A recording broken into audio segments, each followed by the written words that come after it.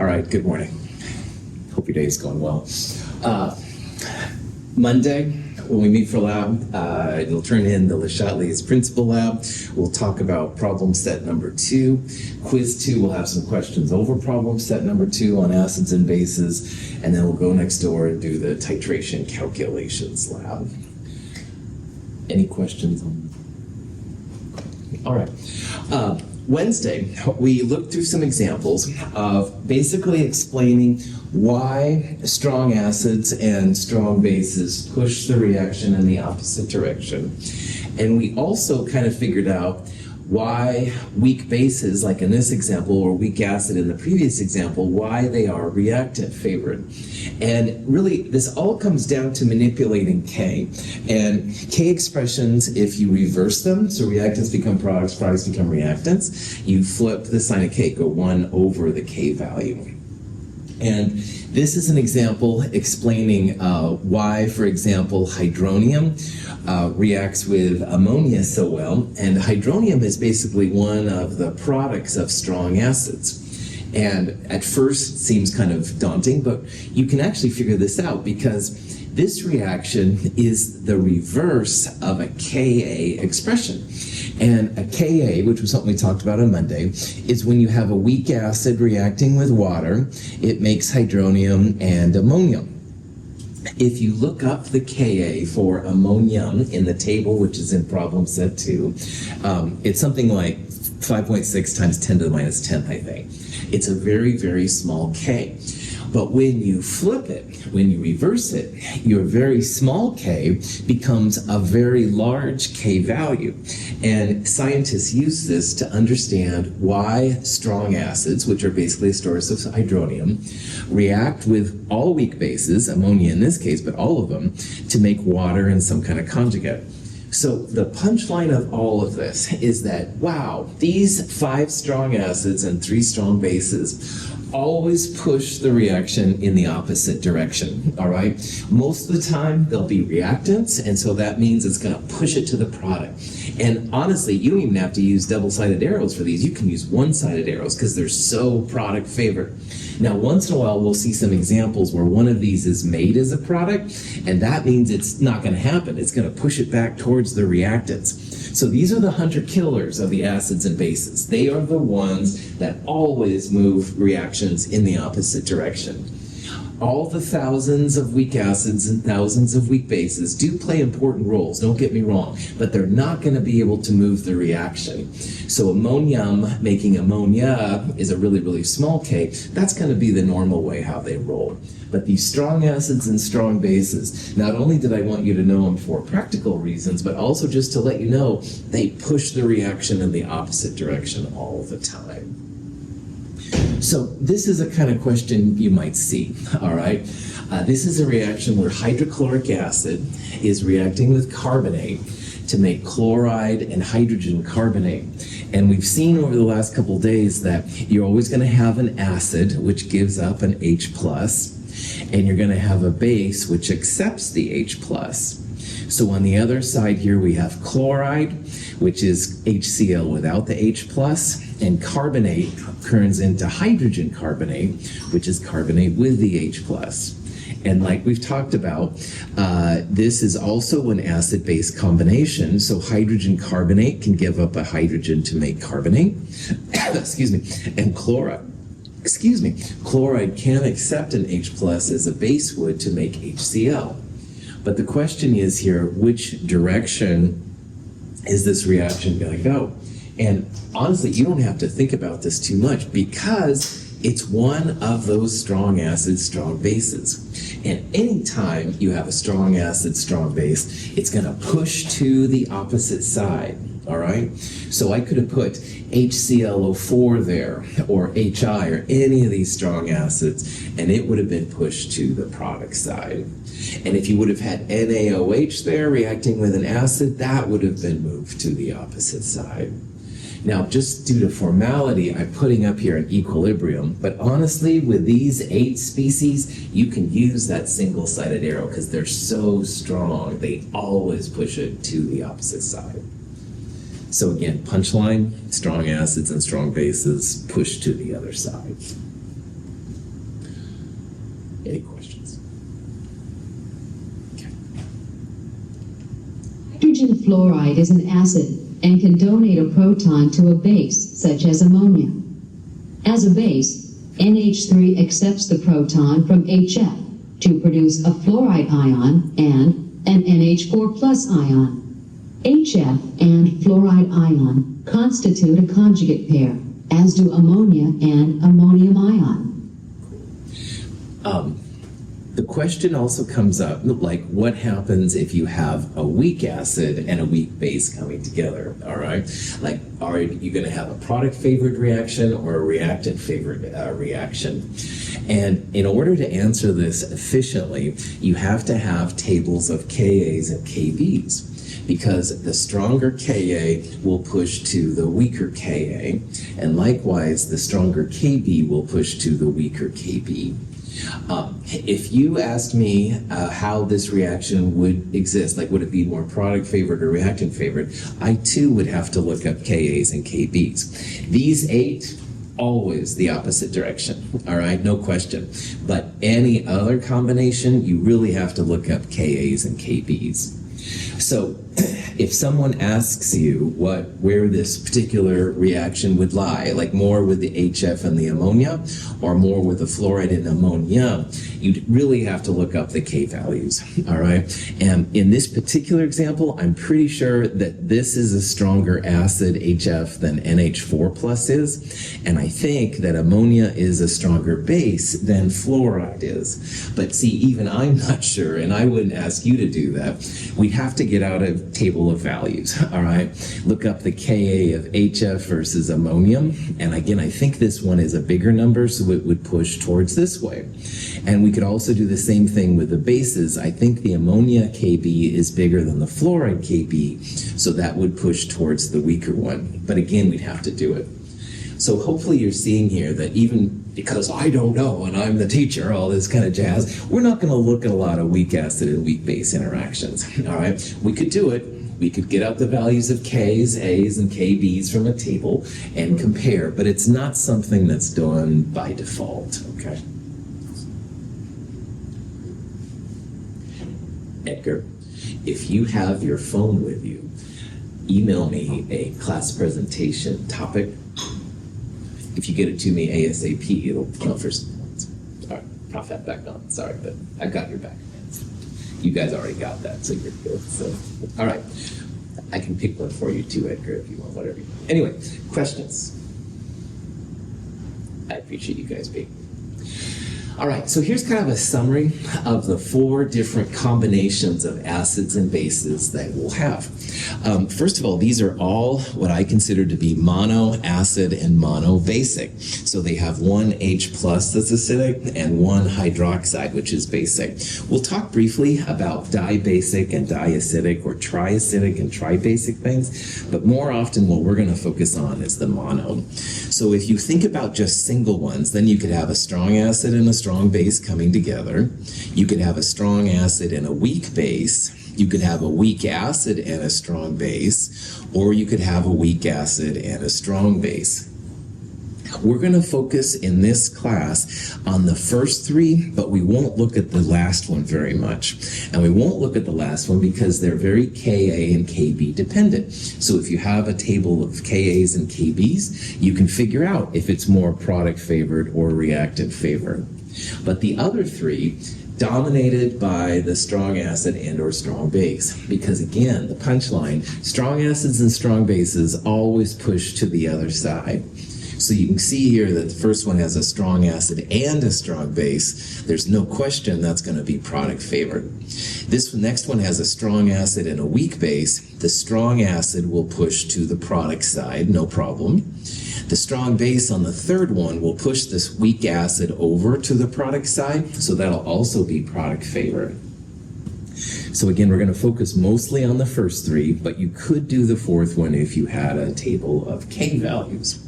But there's one more thing I want to point out here. Strong acids and strong bases, when they come together in equal molar amounts, at the end you basically have water and you'll have some kind of salt. So for example, sodium chloride in this case. And we're going to see in a little bit here that those sodiums and chlorides don't have any effect on pH. So it's technically just a pH of 7, all right? You'll basically get just a neutral pH if you have a strong acid and strong base come together. Now, different things happen, though, when you have strong acids with weak bases or weak acids with strong bases.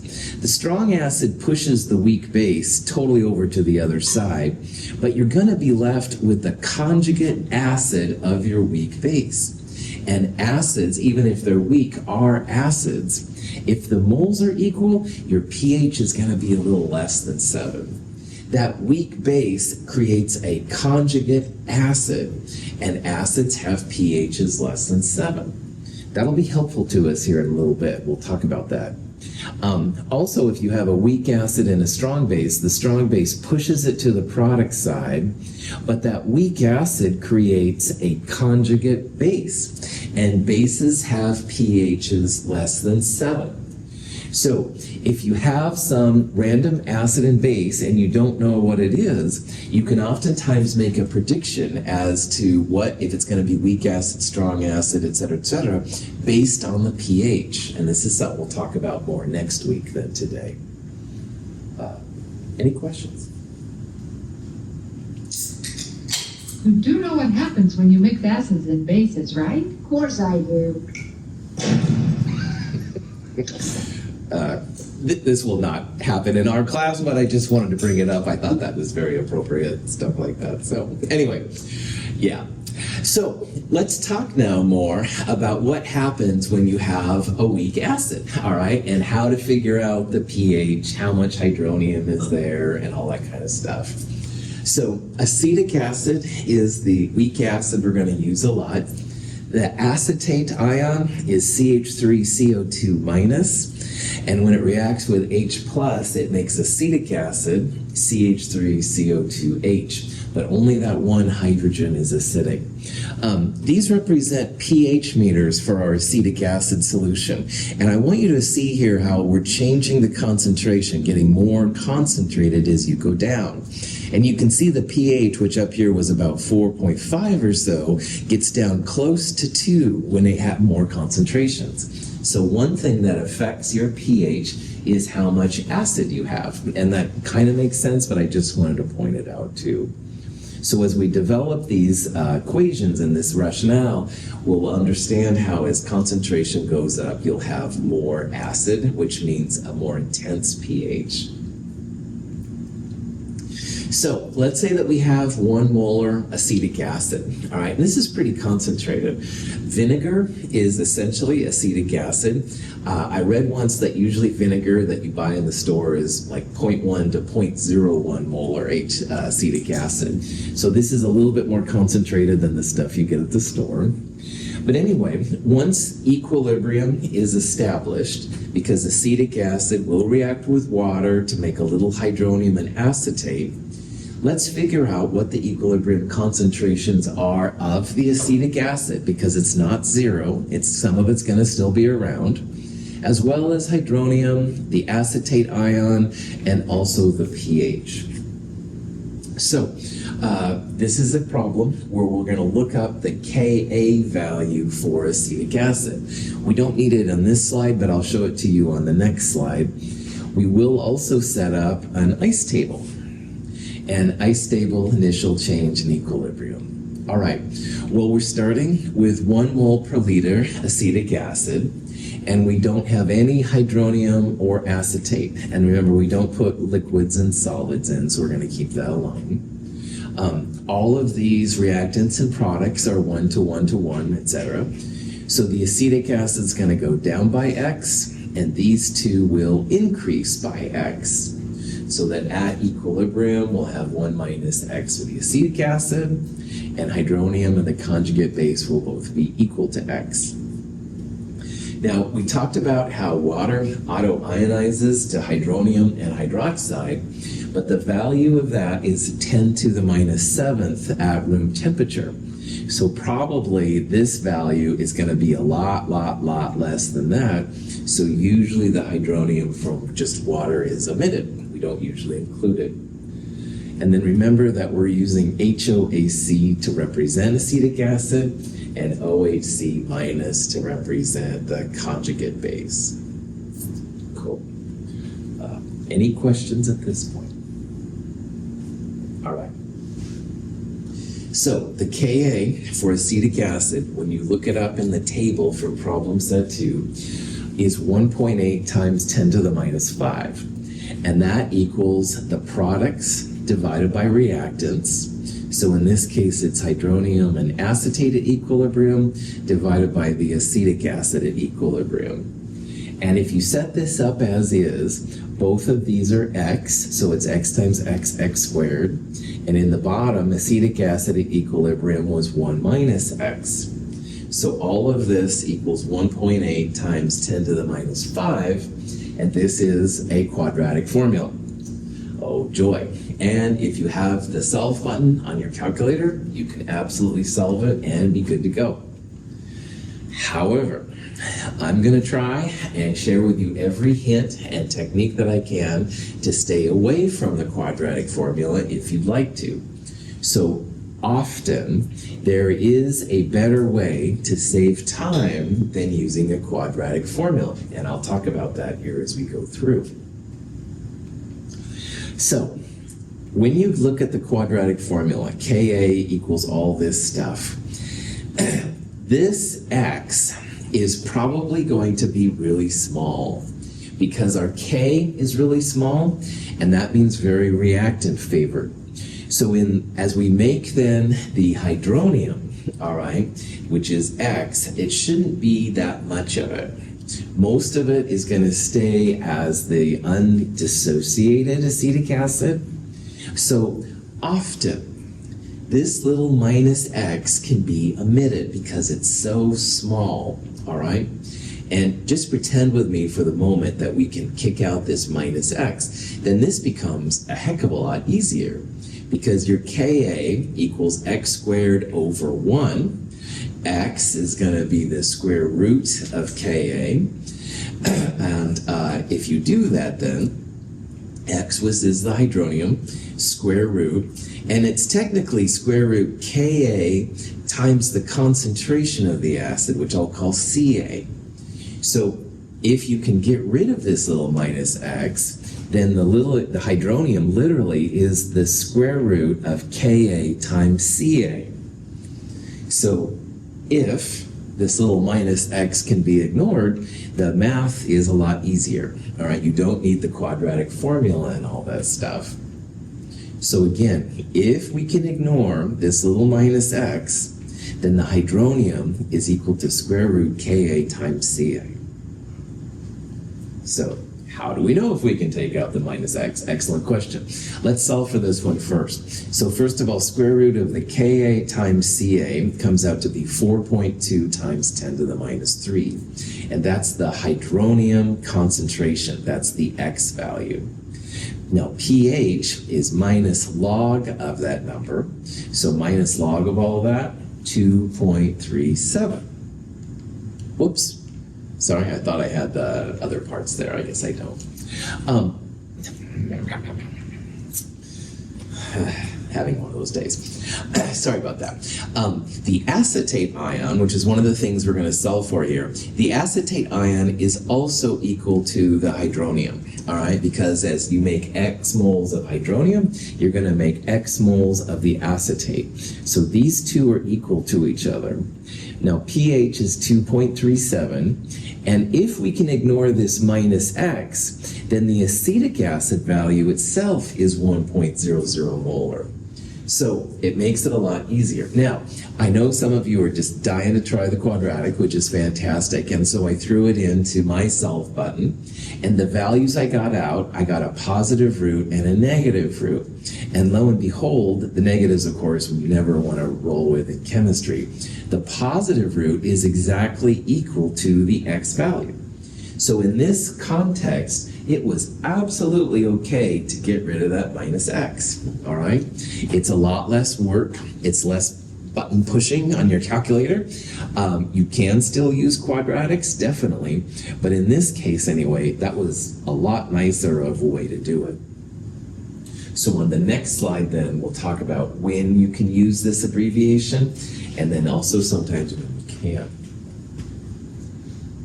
Any questions on that? Okay. So this abbreviation, hydronium, equals square root Ka times Ca, which by the way, is also equal to the conjugate base, is really cool. Ca is the initial concentration of your weak acid. It has to be a weak acid because Kas only exist for weak acids. If 100 times K is less than C, you can absolutely use this little abbreviation and ignore that minus X. So if 100 times K is less than C, hydronium equals square root Ka times Ca, and pH equals minus log square root Ka times Ca, all right? So in our example, 100 times K, 100 times this number, 1.8 times 10 to the minus 5, would be 1.8 times 10 to the minus 3. And that number is certainly less than Ca, which is exactly 1. So 1.8 times 10 to the minus 3 is less than 1. You bet you can use this expression right here. Prof hat off. We're going to get to the point we're going to start doing a lot of calculations, and the more ways you can abbreviate things, the better. So if 100 times K is less than C, I highly recommend hydronium equals square root Ka times Ca, and pH equals minus log square root Ka times Ca.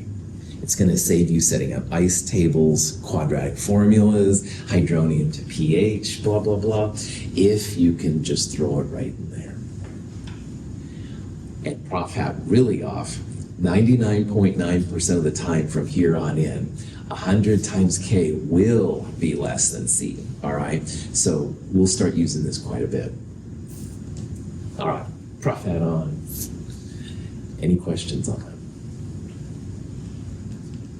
Okay, now here's an example of another weak acid. This is formic acid. If you're going to ant bite, this is what they use. Notice how it's a pretty small concentration. This is a 10 to the minus 3 molar solution. Here's a Ka. It's actually a relatively large Ka. So let's say that you wanted to find the pH of this expression. If you use the approximate solution, then hydronium is equal to square root Ka times Ca. You get this number.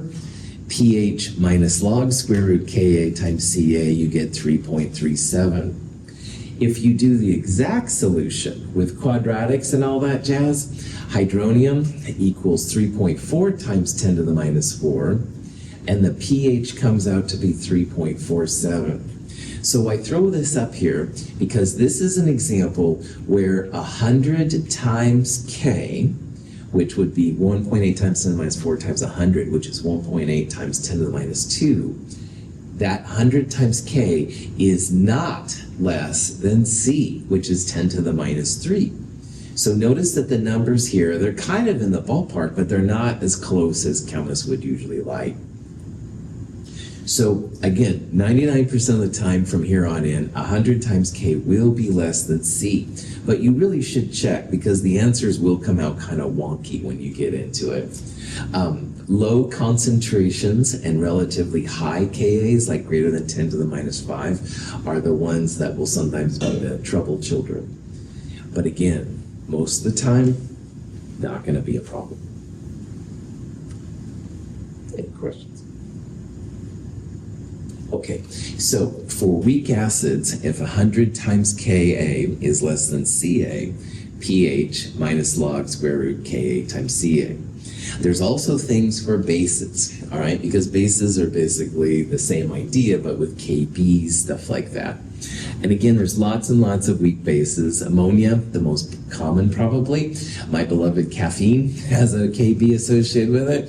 Benzoate, phosphate, etc., etc. Well, here's an example with ammonia, 0.010 moles per liter ammonia. And we want to calculate the pH of this base, all right? Now, because it's a base, it has a Kb value, which we can look up in the table, And this Kb for a base means that the base will react with water. It's going to make the conjugate acid this time. But because it's a base, you have to make hydroxide. So hydroxide is what we're going to be solving for here. And we can then turn hydroxide into hydronium, all that kind of jazz. So in this case, 100 times K would be 100 times 1.8 times 10 to the minus 5, which is 1.8 times 10 to the minus 3. And the concentration here is 10 to the minus 2. So there's going to be a way to use an approximation on this problem, and we'll talk about that. But before you can appreciate how cool the approximation is, let's do the ice table. Concentration of ammonia, 0.010. It's going to go down by X, while the conjugate acid and the hydroxide go up by X. So you'll have 0.010 minus X for ammonia. You'll have ammonium and hydroxide both equal to X.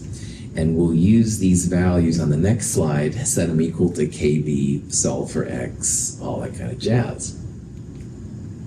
So when you do that, we're back to the quadratic again, because Kb, x squared over this number, we're going to end up with a quadratic formula.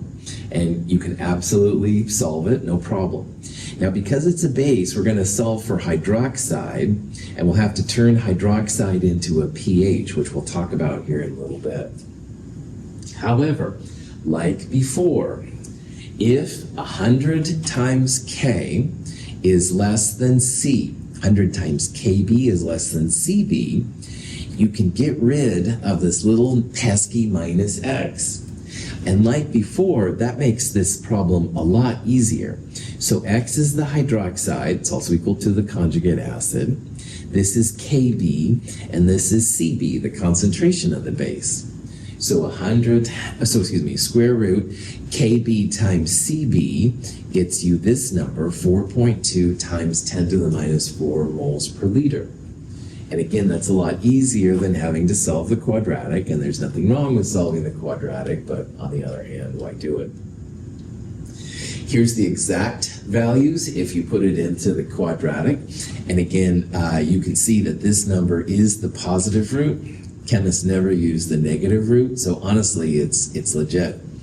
So hydroxide is this value, ammonia 0.010 minus X.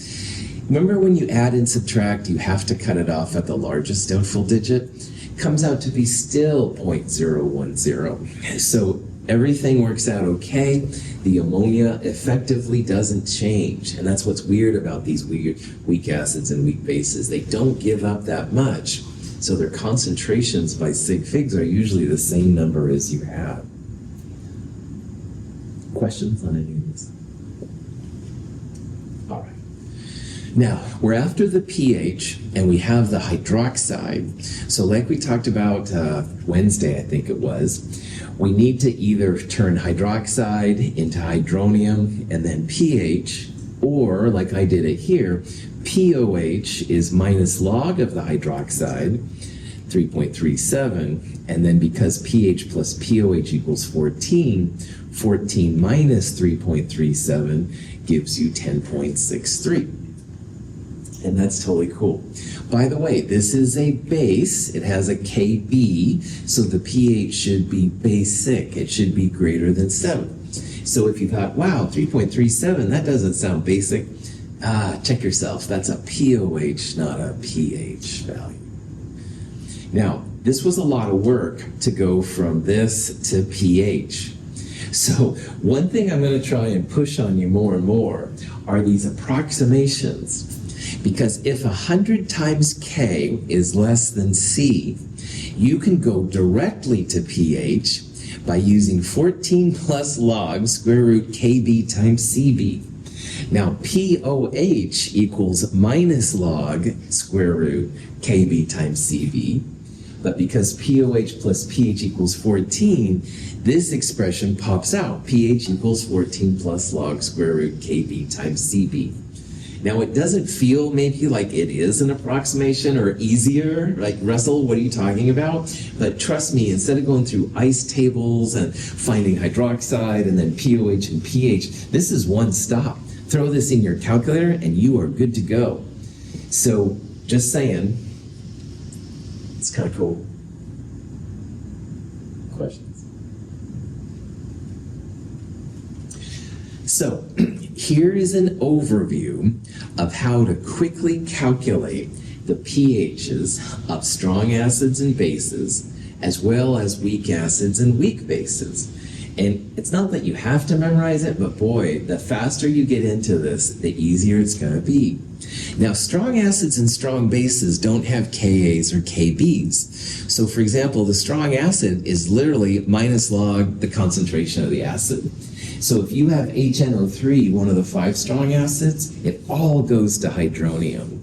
So if you had 0.1 molar HNO3, you would have 0.1 molar nitric acid or hydronium. And the same thing for the bases. If you have 3 molar NaOH, it becomes 3 molar hydroxide.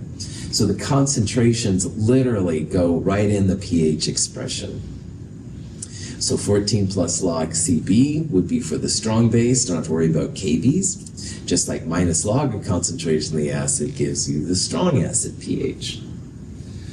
For weak acids and weak bases, we do have a dependence on the equilibrium constants K. And again, 99% of the time, 100 times K will be less than C.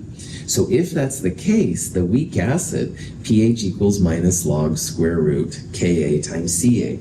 And again, with your modern calculators, you can just put this all in. Minus sign, log log, square root, parentheses, Ka times Ca, other parentheses, bam!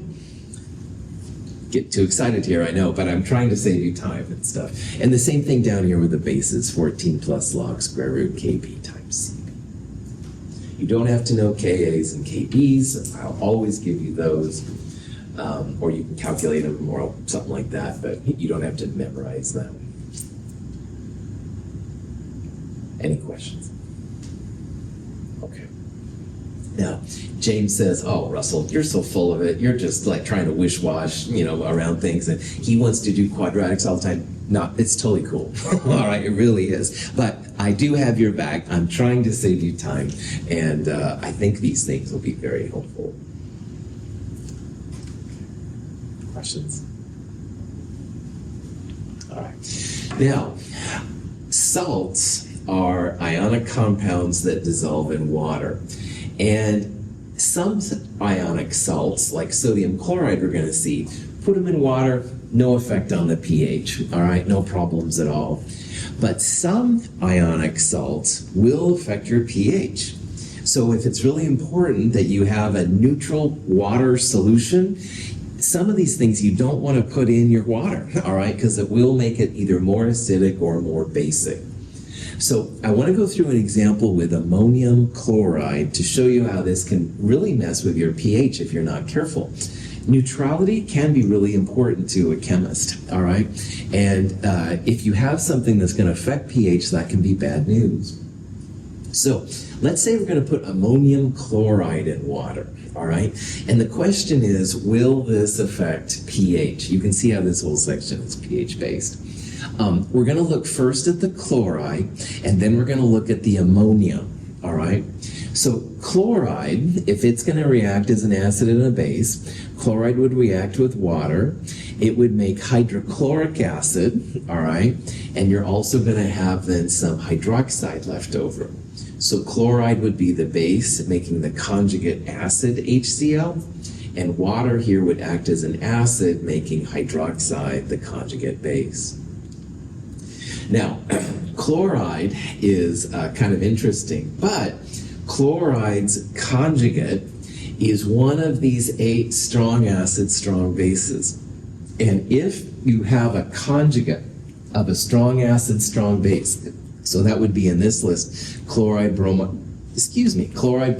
iodide, nitrate, perchlorate, as well as sodium, potassium, lithium, those 8 don't affect pH, because the minute you make a strong acid, bam, it's back to the reactant side. The minute you make a strong base, bam, back to the other side. These guys always push in the opposite direction. So punchline, what it means, chloride has no effect on pH. If it tried to make a conjugate, it would be HCl and hydroxide. This is a strong acid with a pretty strong base, pushes it back in the opposite direction. This is a no-go. This reaction is not doing anything. It's just sitting there. I would draw this with a left-handed arrow only. I wouldn't draw a right one at all. I wouldn't draw equilibrium. Truly a neutral solution. So the punchline here is that not only are these 8 strong acids, strong bases always product favored, that conjugates, chloride, bromide, iodide, nitrate, perchlorate, as well as sodium, potassium, lithium, those 8, no effect on pH. Now, ammonium, on the other hand, is a different species, because ammonium is a weak acid, has a lot of hydrogen. It's going to react with water here as a base to make ammonia and hydronium. And this thing actually has an effect on pH, because ammonium makes ammonia, a weak acid, a very weak acid, by the way, but it is still an acid, makes a weak base, all right? So some acid is going to be created when you put ammonium in water. So if you had, I don't know, a fish tank maybe, and the fish are really sensitive to pH, you wouldn't want to put ammonium in there, all right? Because ammonium will start making the solution acidic. Fish aren't happy, they might die, blah, blah, blah. So ammonium and ammonia are weak, so they both sit there and they look at each other. Strong acids, they go the opposite way. Weak, the conjugates of these just sit there and don't do anything. But the weak acids and the weak bases are in equilibrium. They will both be around. So if you have a sensitive situation where you want to have truly pure water, don't have any ammonium, all right? Don't have any ammonia, but you could have, say, potassium and iodide, all right?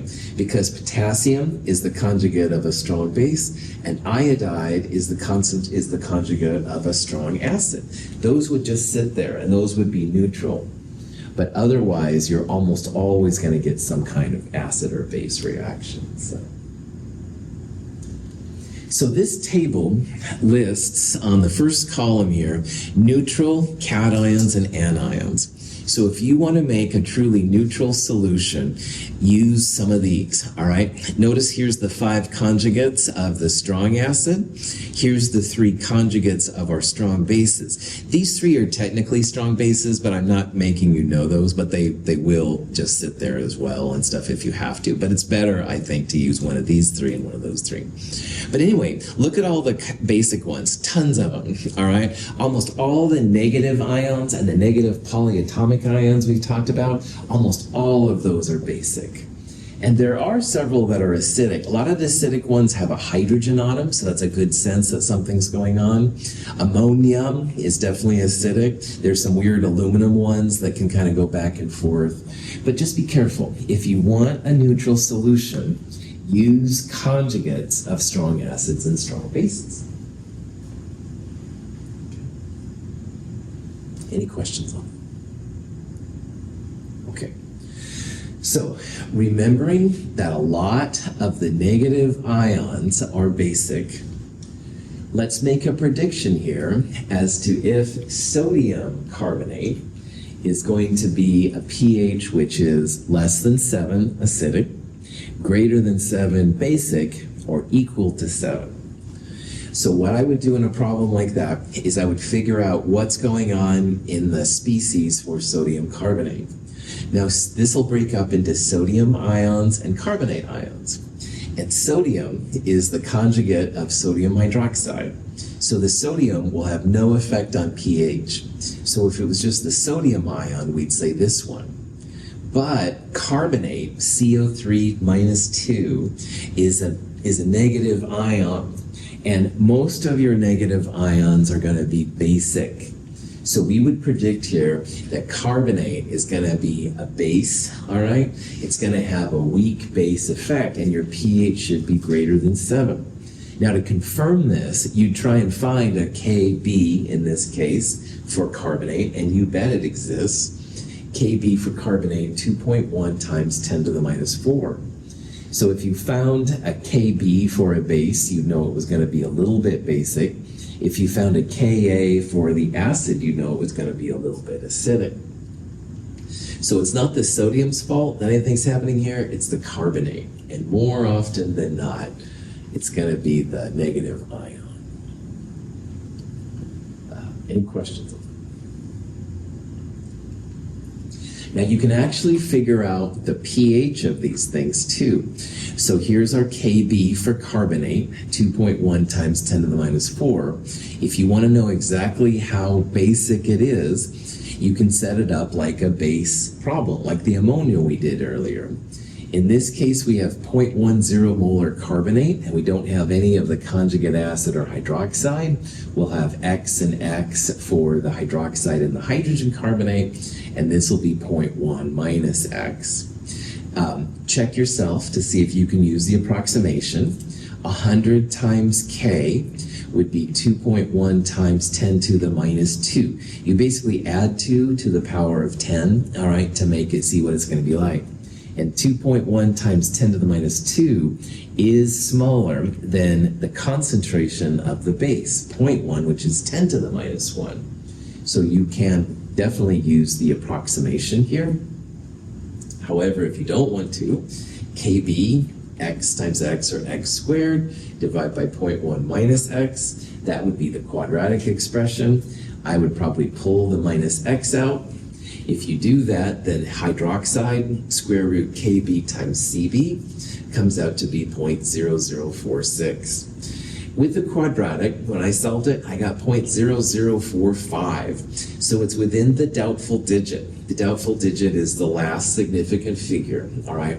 I don't consider that, and chemists don't consider that to be significant, but on the other hand, if you're doing something really relevant, maybe it's worth it to do it. But again, in this class, if 100 times K is less than C, use the exact one. And again, don't use the negative roots, obviously. So if your hydroxide is 0.0046 moles per liter, then you can find POH minus log of that number, 2.34. pH is 14 minus 2.34, 11.66. And again, because pH is greater than 7, you would have a base. But again, I would use that approximation I talked about earlier.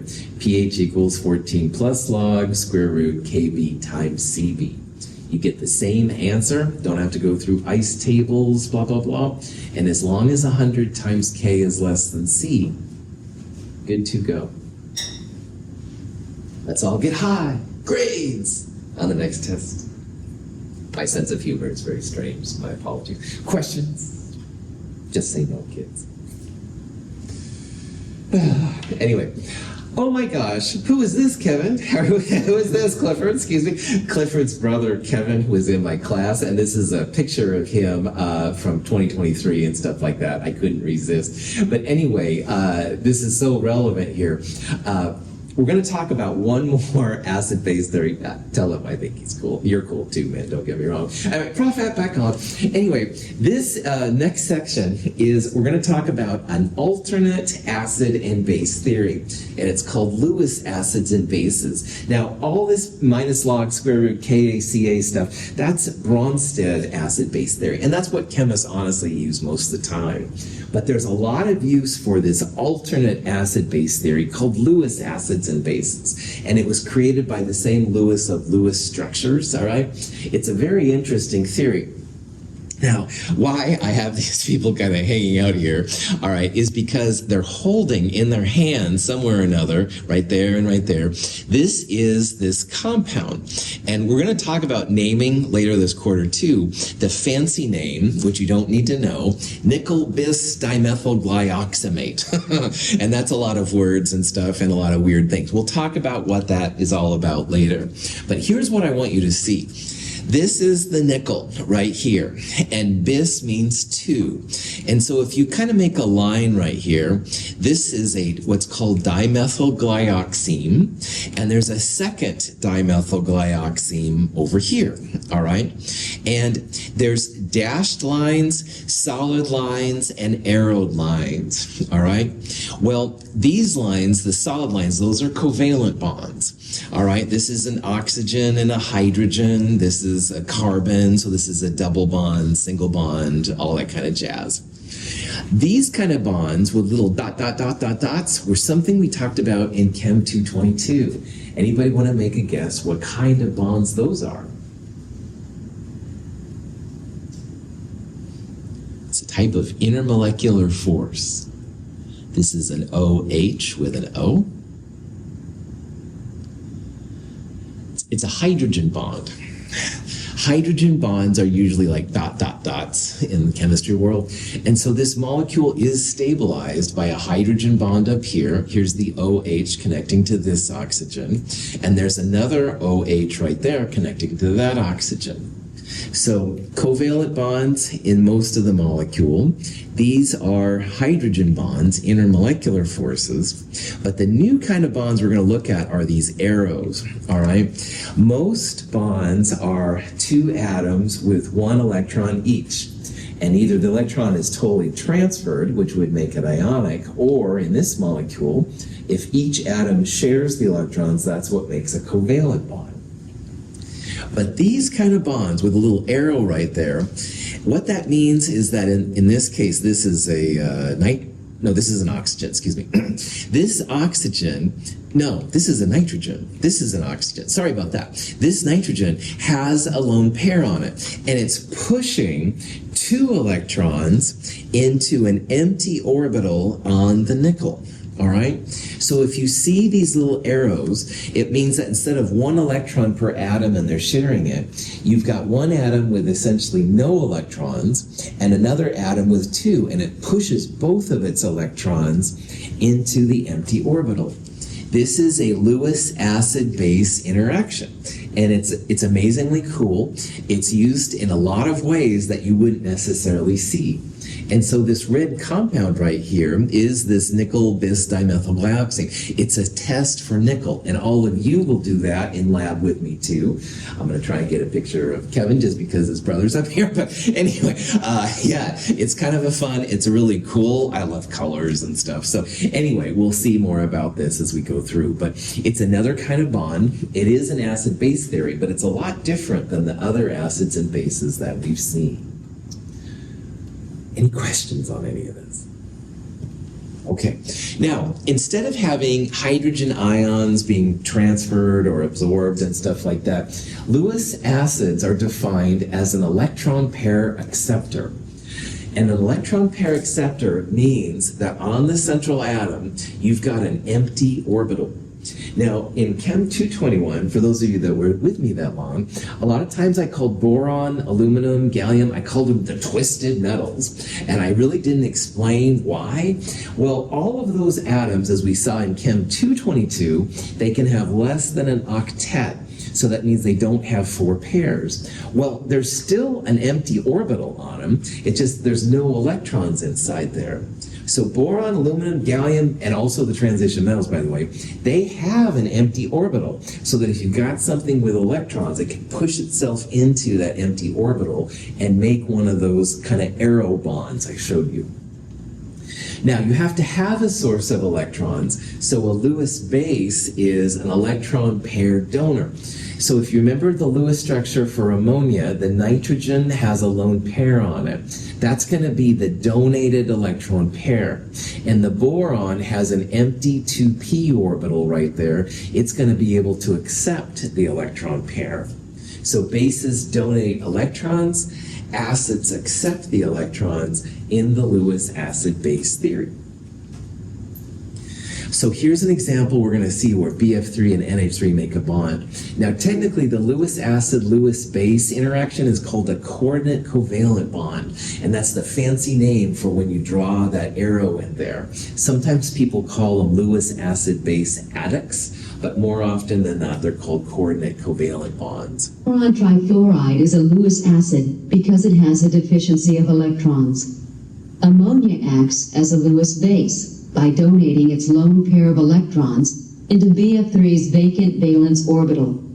The product of this Lewis acid-base reaction is a single molecule with a new bond, called a coordinate covalent bond, because both the electrons for the bond come from only one species.